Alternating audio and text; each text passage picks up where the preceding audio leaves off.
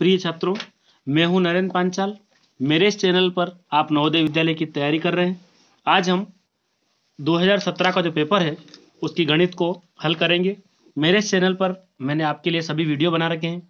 Channel की playlist में जाकर आप सभी वीडियो आपके सरल तरीके से समझाए गए, उन्हें आप देख लें। देखिए, क्वेश्चन दिया है, नीचे दी गई सूचना को ध्यानपूर्वक पढ़िए तथा प्रश्न का सही उत्तर चुनिए। यहाँ एक तरफ महीने लिखा है, बेचे गए केले मार्च, अप्रैल, मई, जून और जुलाई, और यहाँ एक संकेत बना रखा है, इस एक का मतलब 5 दर्जन। ठीक है, तो यहाँ पर 1 2 3 4 5 6 बाक्स बना रखे हैं, प्रत्येक का मतलब 5-5 दर्जन है। ये भी 5 दर्जन है, इसका मतलब भी 5 दर्जन, इसका मतलब भी 5, जैसे कि यहाँ 3 बना रखे हैं, मतलब ये 15 दर्जन हो गए। आपको पता है एक दर्जन में कितनी संख्या होती है? एक दर्जन में 12 चीजों का एक दर्जन बनता है। ठीक है, इस क्वेश्चन को हम देखते हैं। तो यहाँ लिखा है प्रश्न में कि दिए गए महीनों के अंतर्गत बेचे गए केलों की कुल संख्या कितनी है। संख्या आपको दर्जन में नहीं निकालनी है, आपको टोटल संख्या कितनी है जो इन महीनों में बेचे गए केले। तो यहाँ हम देखते हैं, तो आपको यहाँ पर कुल केलों की संख्या निकालनी। तो यहाँ बाग से गिनते हैं, 1 2 3 4 5 6। ठीक है, यहाँ 6 हो गए, और यहाँ पर 7 8 9 10 11 12 13 14 15 16 17 18 19 20 21 22 और 23। तो यहाँ पर टोटल बाक्स है 23, और एक का मतलब कितना दर्जन? 5 दर्जन। अब क्या करेंगे, एक दर्जन में 12 होते हैं, तो आप यहाँ 12 का गुणा कर देंगे, 23 टोटल है। एक का मतलब 5 दर्जन है, और एक दर्जन में 12 होते हैं। इन सब का आप जब गुणा करेंगे तो देखिए 12 पंजे 60 और ये 23, इसका गुणा करेंगे आप तो 23 छंग 138, यानी कि ये बना 1360, यानी आपका उत्तर होगा 1380। 1380 है, कितना है? 1380। तो इन सब का आपने देखा, तो यहाँ कितने केले टोटल बेचे गए हैं इन महीनों में? 1380 केले बेचे गए। ठीक है, तो ये टोटल इस प्रकार से हम कर सकते हैं। टोटल 23 है, और एक बक्से का मतलब 5 दर्जन है, और एक दर्जन में 12 होते हैं, तो इस प्रकार 1380 आपका उत्तर होना चाहिए। क्वेश्चन है, निम्नांकित ग्राफ का अध्ययन करके प्रश्न का सही उत्तर दीजिए। ये जो ग्राफ है इसको आपका अध्ययन करना है, उत्तर देना है। तो यहाँ लिखा एक दिन में व्याख्यान, और नीचे लिखा है व्याख्याता। तो अमित नाम के व्याख्याता ने कितने व्याख्यान दिए? 2। गोपाल ने कितने दिए?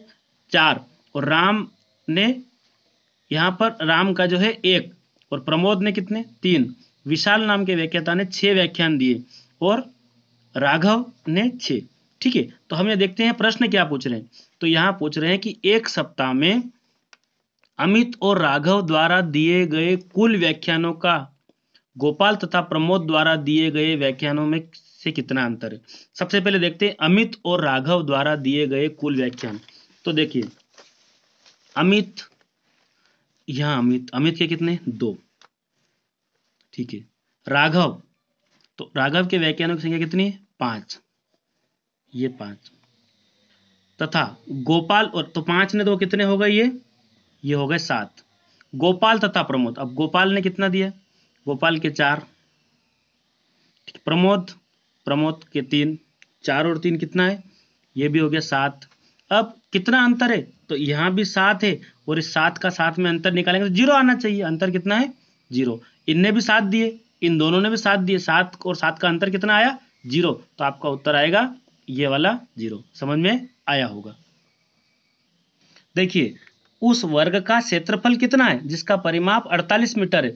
मतलब वर्ग मतलब ऐसी आकृति जो सब तरफ से बराबर हो, जिसकी प्रत्येक भुजा की लंबाई बराबर हो, उसको हम कहते हैं लंबाई चौड़ाई सब बराबर हो, वर्ग कहलाता। मतलब चारों तरफ एक जैसी। तो इसका परिमाप 48 है। आप जानते हो इसका परिमाप मतलब पूरी माप कितनी है? 48 है। इसका मतलब ये कि एक एक भुजा कितने की होगी? 12, 12 दूना 24, 12 तिया 36, 12 चौक 48, सब 12-12 की होगी। तो क्षेत्रफल कितना होगा? तो देखो एक तरीका और है, ये 12 आ गई, क्षेत्रफल कितना होगा? तो क्या फार्मूला क्षेत्रफल का? भुजा की घात 2। मतलब वर्ग का क्षेत्रफल निकालना हो ना आपको, तो वर्ग का क्षेत्रफल निकालने का है भुजा की घात 2, यानी कि भुजा गुणित भुजा। तो 12 गुणा 12, 12 कितना होगा? 144। तो 144 वर्ग मीटर ये उत्तर होगा आपका। लेकिन आपने कैसे निकाला कि ये 12 है? तो यहाँ देख लेते हैं, परिमाप कितना दिया है? 48 मीटर। तो आपको लिखना है वर्ग का परिमाप, और वर्ग का परिमाप निकालने का सूत्र क्या होता है? 4 गुणा भुजा। ठीक है। तो वर्ग का परिमाप कितना दिया है, आप यहाँ नीचे लिख देंगे 48, बराबर में कितना 4 गुणा भुजा। ठीक है, ये सूत्र है। तो परिमाप आपको दे रखी है 48 मीटर, और सूत्र क्या होता है 4 गुणित भुजा।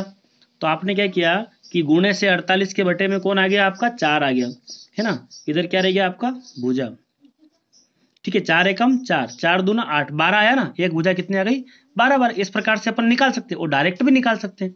टोटल 48 है तो 12 12 की भुजाएं होगी, तो एक भुजा 12 की आ गई। तो क्षेत्रफल निकालना हो तो 12 गुणा 12, यानी कि भुजा गुणा भुजा कर देंगे तो आपका 144 वर्ग मीटर यहाँ पर ये वाला उत्तर होगा। देखिए 20 परिणामों का औसत 18 है। 20 संख्याओं का औसत कितना है 18 है। प्रत्येक परिमाण में से 3 घटाने पर नया औसत क्या होगा, ये 18 है। और हर में से आपको प्रत्येक में से क्या कम करना 3 कम करना। तो यदि आप प्रत्येक में से 18 प्रत्येक में से 3 कम कर रहे हैं तो जो एवरेज है उसमें से भी कम 3 होगा। तो 18 में से आप यहाँ 3 कम करेंगे कितना आएगा 15। ये आपका उत्तर होगा। क्या है कि 20 परिणाम जो भी लिए आपने उनका औसत कितना आया था 18 आया। और अगर आप हर एक में से प्रत्येक में से 3 3 कम करोगे तो नया औसत क्या होगा, तो नया औसत जो आएगा 3 3 आप ऑलरेडी कम कर चुके हो तो 15 ही आना है ना। 18 में से 3 गया तो 15, यानी कि आपका उत्तर होगा ये वाला 15। दो संख्याओं में 2:3 का अनुपात है ना। दो संख्या है और वो क्या है 2:3 में है। यदि प्रत्येक में 9 जोड़ दिया जाए तो ये अनुपात कितना हो जाएगा 3:4। प्रत्येक में अपन क्या जोड़ दे 9 जोड़ दे तो ये अनुपात बढ़कर कितना हो जाएगा 3:4। तो देखो यहाँ हम ऑप्शन लेके करते पहले। अगर ये अपना 12 है, ठीक है, और ये कितना है 28 है, इसमें अपन 9 जोड़ दें, ये 9 जोड़ना तो 12 और 9 कितने हो जाएंगे 12 और 10 22 होते हैं तो ये हो जाएंगे आपके 21। और यहाँ 9 जोड़ें तो 28 और 10 होते हैं 38, तो यहाँ हो जाएंगे 37। तो ये तो किसी से कटे नहीं, तो ये अपना ऑप्शन होगा नहीं। दूसरा लेते हैं हम 18 है और 27 है, इसमें 9 जोड़ेंगे और यहाँ पर भी 9 जोड़ेंगे। बताइए 18 9 कितने हो गए 27, और 27 9 मिला के 36। यदि इनको हम काटते हैं तो देखो ये दोनों 3 से भी और 9 से भी चले तो 9 से काटेंगे 9 तिया 27 और 9 चौक 36, तो 3:4 आ रहा है। तो 3:4 हो गया। संख्या क्या है आपकी 18 और 27। तो एक तो तरीका ये ऑप्शन लेके देख लो। एक तरीका और है, वो क्या है, उसमें आपको विधि से मेथड से करना पड़ेगा। लिखना पड़ेगा माना अनुपात x है। क्या लिखा आपने, माना अनुपात क्या मान लिया x है। क्या है 2:3 है, तो ये हो गया 2x और ये हो गया 3x। ठीक है, प्रत्येक में 9 जोड़ दें तो आपने 2x में भी 9 जोड़ दिया, अनुपात लगा दो बीच में, और 3x में भी क्या जोड़ दिया 9, दोनों में 9 जोड़ दिया। तो ये कितना हो जाएगा, देखो पहले इसको लिखते हैं अपन 2x 9 और बटे में यहाँ से 3x प्लस 9, कितना हो जाएगा ये 3:4। तो बराबर में आपको लिखना 3/4। ऐसी कंडीशन में हम तिर्यक गुणा करेंगे तो 4 का गुणा यहाँ करेंगे और 3 का गुणा यहाँ करेंगे। देखो 3 तिया 9x, इसका गुणा इसमें करेंगे तो कितना होगा 9 तिया 27। इस 4 का गुणा यहाँ करेंगे 4 दूना 8x, 4 का गुणा 9 में करेंगे तो कितना आएगा 36 आएगा। अब देखिए 9x है यहाँ 8x है, तो 9x बराबर से इधर आप लाएंगे 8 को तो ये बनेगा माइनस का, ये बराबर इधर कौन था आपका 36 था, इधर से कौन आया 27। ठीक है, संख्या संख्या एक तरफ। तो 9x में से 8x गया कितना बचा x, 36 में 27 गया कितना बचा 9, यानी कि अनुपात कितना आपका 9 है। अब आप देखिए शुरू में आपने क्या था आपके पास एक 2x था और एक 3x था। ठीक है, तो x की जगह आप अगर 9 लिखते हैं तो ये क्या बना 9 दूना 18। ठीक है, यहाँ आप x की जगह वापस क्या लिखते हैं ये वाला जो आपने अनुपात निकाला, तो 9 तिया 27। तो आपका उत्तर क्या है 18 और 27। तो यही वाला उत्तर आ रहा है। इस विधि से करेंगे 9 जोड़कर 3/4 बनेगा, क्रॉस गुणा करेंगे और इसको वापस अपन x का मान रखें तो 18 और 27। तो आपको दोनों तरीके से समझ में आ गई, यह आपका उत्तर है। देखिए एक बक्से की प्रत्येक कोर 3 मीटर लंबी है। मतलब बक्सा कैसा होगा, ऐसा होगा जिसकी हर कोर 3 मीटर लंबी है। ठीक है, तो बक्सा इस टाइप का होगा, मतलब एक तरह से घन है। क्या है वो, लंबाई चौड़ाई ऊंचाई सब होती है बक्से में। ठीक है, तो एक बक्से की प्रत्येक कोर 3 मीटर लंबी, इसका आयतन कितना होगा, तो आपको पता है घन का आयतन आपको याद होना चाहिए घन का आयतन क्या होता है, लंबाई चौड़ाई ऊंचाई सभी गुणे में, तो घन का आयतन निकालना है, क्या निकालना है, और फार्मूला होता है लंबाई गुणा चौड़ाई गुणा ऊंचाई, तो सब तीन तीन है, तो आप क्या करेंगे, 3 गुणा 3 तो 3 3 होती है 27, और ये घन जैसे आकृति आपको उत्तर आएगा 27 घन मीटर, ये वाला आपका उत्तर होगा। ठीक है, समझ में आया होगा। बक्सा है मतलब इस प्रकार से आयतन माने उसके अंदर कितना कुछ आएगा वो आयतन होता है, और आयतन में हमेशा घन लगाते हैं, तो 27 घन मीटर। देखिए, एक बस नई दिल्ली से प्रातः 9:10 चलना शुरू करती है, वह शाम को सायं 4:20 चंडीगढ़ पहुंच जाती है, पूरी यात्रा में लगा समय होगा। तो बस 9:10 पर चलना शुरू कर दिया और शाम को 4:20 पर चंडीगढ़ पहुंच गई, कितना टाइम लगा। सबसे पहले हम देखते हैं कि 9:10 यानी कि 9:10 शुरू हुई, तो 10 बजने में कितना मिनट और चाहिए, 50 मिनट। ये 50 मिनट यहाँ पूरे कर दो, 10 बज गई, 10 से आपकी 11 और 12, 2 घंटे वो, ये 50 मिनट है। ठीक है, और ये 2 घंटे पूरे, तो यहाँ पर आपके ये 10 बजे और यहाँ टोटल आपके 12 बज गई, है ना। तो 10 बजने में 50 मिनट हो गए तो 10 बज जाएगी, और 10 से 11 और 12 2 घंटे, ये तो अभी 2 घंटे 50 मिनट, बाकी कितने बच रहे हैं, 4 घंटे 20 मिनट। ठीक है, तो ये 4 घंटे और आपके 20 मिनट, तो देखिए टोटल आपके घंटे हो रहे 6, और मिनट कितने हो रहे, 70 मिनट हो रहे, कितने हो रहे, 70 मिनट। तो अपन 6 घंटे और 70 मिनट में से 60 मिनट ले लें, तो 6 घंटे और एक और घंटा जुड़ जाएगा आपका, तो ये हो गए 7 घंटे। तो अब यहाँ कितने मिनट और शेष है अपने, 10 मिनट और है, 60 तो अपनों ने ये ले लिए यहाँ पर, तो 7 घंटे और 10 मिनट, क्या उत्तर होगा आपका, 7 घंटे और 10 मिनट। ठीक है, तो पहला ऑप्शन आपका उत्तर होगा। 9:10 पर चलना शुरू किया, तो 10 बजे तक 50 मिनट, तो वो 12 बजे के 2 घंटे, वो तो 2 घंटे 50 मिनट, तो यहाँ टाइम हो गया। उसके बाद ये कितने, 4:20, तो 1 2 3 4 ऐसे गिनेंगे, 4 घंटे 20 मिनट ये वाले, तो 2 ने 4 6 घंटे, और ये मिनट हो रहे 70, तो 70 में से आपने 60 मिनट इधर ले लिए, तो 6 ने 1 7 घंटे, और यहाँ 10 घंटे और शेष है वो यहाँ लिख दिए, तो 7 घंटे 10 मिनट। गणित के प्रथम टेस्ट के कुल 25 अंकों में से एक विद्यार्थी ने 18 अंक प्राप्त किए, जबकि दूसरे टेस्ट के इतने ही पूर्णांक में से उसने 22 अंक प्राप्त किए। दूसरे टेस्ट में उसने कितने प्रतिशत अंक अधिक प्राप्त किए। देखो, गणित का टेस्ट था, पहले टेस्ट में 25 अंक में से कितने मिले, 18, यानी कि आपके टोटल नंबर कितने थे, 25, 25 में से कितने मिले पहले टेस्ट में, 18 नंबर।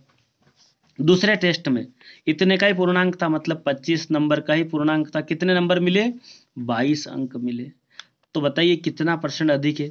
सबसे पहले इसका परसेंट निकाल लेते हैं, यहाँ गुणा कर दो 100 का, तो 25 चौक 100, 18 चौक कितना होगा, 18 दूनी 36, 18 चौक होगा 72%। कितना, यहाँ देख लेते हैं, यहाँ भी गुणा कर दे 100 का, परसेंट निकलेगा 25 चौक 100, तो 22 चौक कितना होता है, 88%, और 88% है, और ये कितना है, 72 है।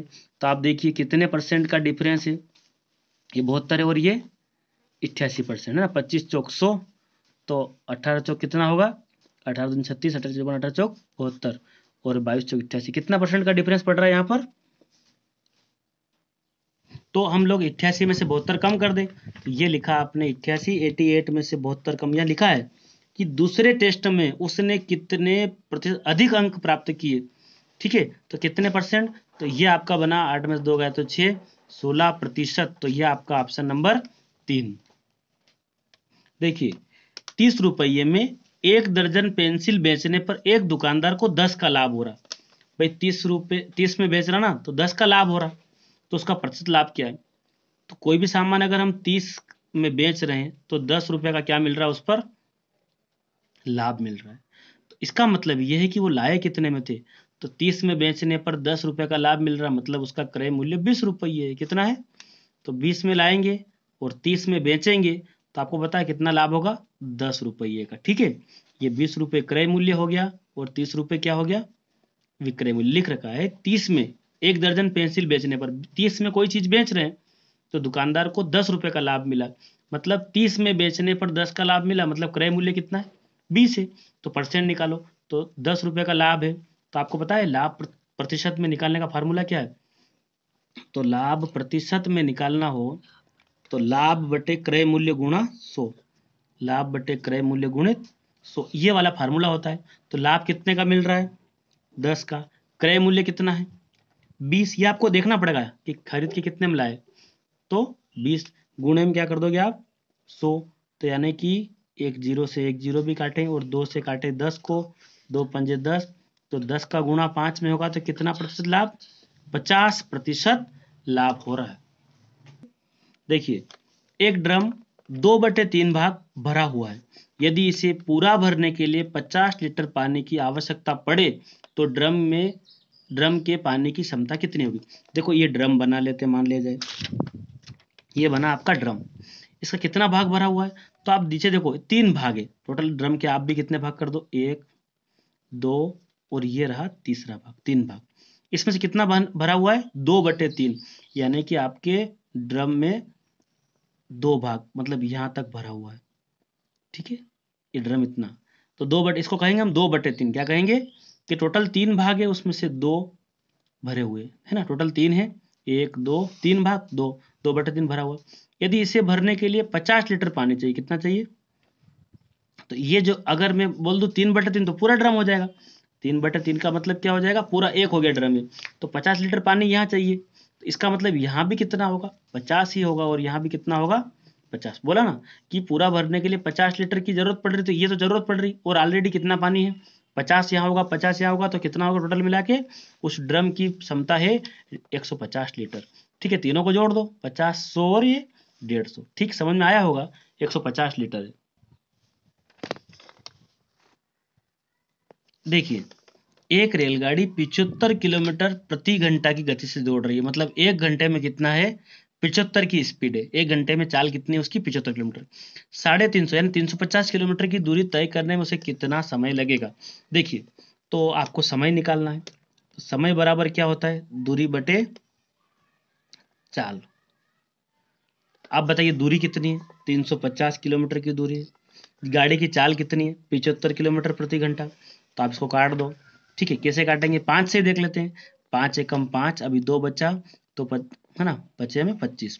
यहाँ देखेंगे 5 साते 35 और 0 का 0। फिर काट दे इसको, है ना। 5 तिया 15 और 5 एकम 5, तो यहाँ 7 था, 5 लिया, 2 बचा, 5 चौक 20। तो आपका उत्तर आया 14/3। ठीक है, 14 में 3 का भाग लगाओ। देखो, 14 में हम 3 का अगर भाग लगाते हैं तो 3 चौक 12, बचा 2। तो 4 घंटे तो पूरे। और ये 2 का देखो, 2 का क्या करेंगे हम? ये बटे में जो 3 है, ये 3 इसकी जगह है सही। ये आपका 3 की जगह वापस मैंने 3 लिख दिया। 3 के बाद मुझे जाना है 4 के पास, तो मैंने 4 को यहाँ लिखा। बताइए, उसके बाद मैं कहा जाऊंगा नीचे, तो 2 को मैं यहाँ लिख दूंगा। तो ये आपको समझ में आ गया होगा कि मैं 3 चौक 12 और 2 14/3 वापस बन गया। तो ये 4 घंटे आपके पूरे लगेंगे। और ये जो 2/3 आया ना साथ में, इसमें अगर आप 60 का गुणा कर दें तो मिनट भी पूरे निकल जाएंगे। कैसे? 3 से इसको करेंगे, 3 दूना 6। तो यानी कि 4 घंटे तो पूरे, और ये 20 दूना 40 मिनट। ठीक है, 4 घंटे 40 मिनट। ये वाला आपका उत्तर। कैसे किया? देखिए, आपने लिखा दूरी बटे चाल, 350 को 75 से भाग लगाया, आपका उत्तर आया 14/3। इस 14/3 को भाग लगा के देखा और इसको सही में लिखा, मतलब 4 घंटे पूरे हैं। तो आपने हर को हर ही रखा, 3 की जगह 3। 3 के बाद आप गए 4 के पास, तो 3 चौक बना 12 और 2 ये शेषफल वाला लिख दिया, तो ये बना 3 चौक 12 और 2 14/3 ही है। ये भी कितना है? 14/3 है। तो इस 4 तो घंटे सेफ हो गए, और 2/3 जो था ना, इसमें 60 का गुणा कर दिया, तो आपको मिनट में आ जाएगा। ठीक है, 60 से गुणा करने पर आपका, तो ये 3 से काटा इसको, तो 20, 20 दूने 40 मिनट। कितने मिनट है? ये पीछे वाले मिनट है, और ये 4 घंटे, तो 4 घंटे और 40 मिनट आपको समझ में आ गया होगा। एक व्यक्ति साधारण ब्याज पर 2 वर्ष के लिए 20,000 उधार लेता है। ठीक है, देखिए कितने उधार लिए? 20,000। ठीक है, 2 वर्ष बाद उसने ब्याज सहित कितने दिए? 24,800। इसका मतलब ये है कि 20,000 उधार लिए और दिए कितने वापस? 24,000। मतलब 4,800 रुपये काय के हैं? ब्याज के हैं। कैसे? आप 24,800 में से 20,000 कम कर देंगे तो आपका तुरंत क्या आ जाएगा? ब्याज। कैसे? सॉरी, एक ही जीरो है। मतलब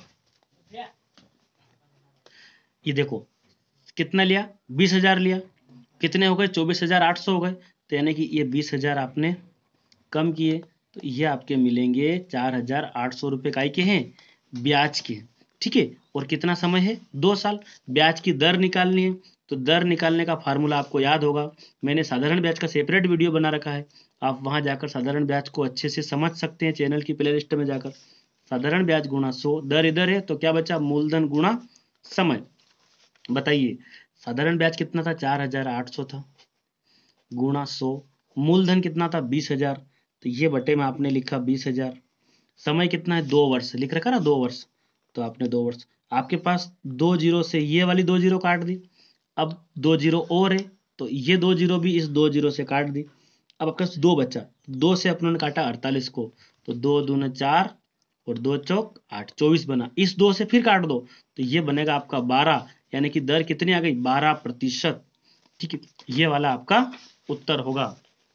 मेरे इस चैनल पर मैंने आपके कई सारे वीडियो बना रखे हैं, आप उनको शुरू से देखेंगे तो निश्चित तौर पर आपको आसान लगेगी मैथ्स। अभी मैंने थोड़ा जल्दबाजी में सवाल किए हैं तो आपको समझ में कम आए होंगे, आप बेसिक गणित जरूर पढ़ ले तो आप आसानी से, नवोदय में आपके पास समय कम रहता है इसलिए आप वहाँ समय सीमा में सवाल करेंगे। तो मैं उम्मीद करता हूँ कि इससे आपको फायदा पहुँचेगा और इस चैनल पर बने रहिए। Thank you.